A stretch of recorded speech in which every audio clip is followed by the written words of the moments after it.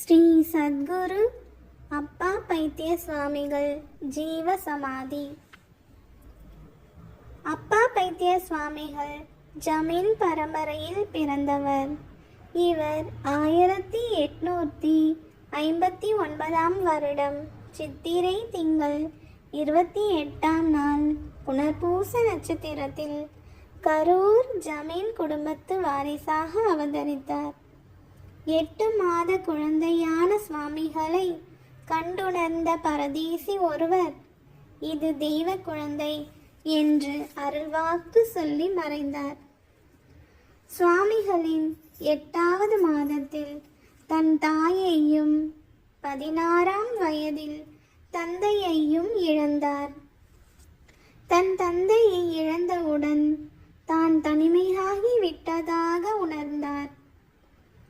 யாரிடமும் சொல்லாமல் வண்டியை பிடித்து பழனி மலையை அடைந்தார்.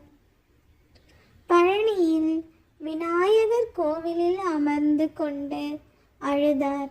அப்போது ஆடை இல்லாமல் பிச்சைக்காரர் போன்று அழுக்கான தோற்றமளித்த ஒருவர் வந்து, நீ யார்? ஏன் தனியாக அமர்ந்து அழுது கொண்டிருக்கிறாய்? உன் தாய் தந்தை எங்கே என்று வினவினார். அவர்தான் தவ திரு ஸ்ரீ அழுக்கு சுவாமிகள். அவரையே தன் குருவாக ஏற்றுக்கொண்டார்.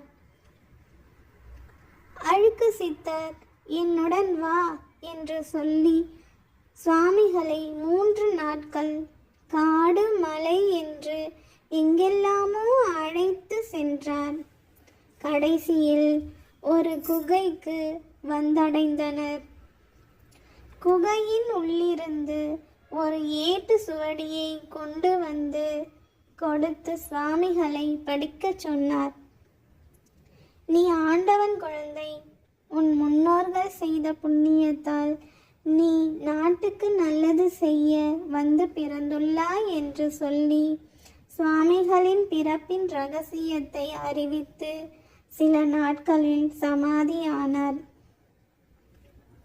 தனக்கு இருந்த ஒரே ஒரு ஆதரவும் மறைந்த பின் சுவாமிகள் அங்கிருந்து புறப்பட்டு கன்னியாகுமரி சென்றார்.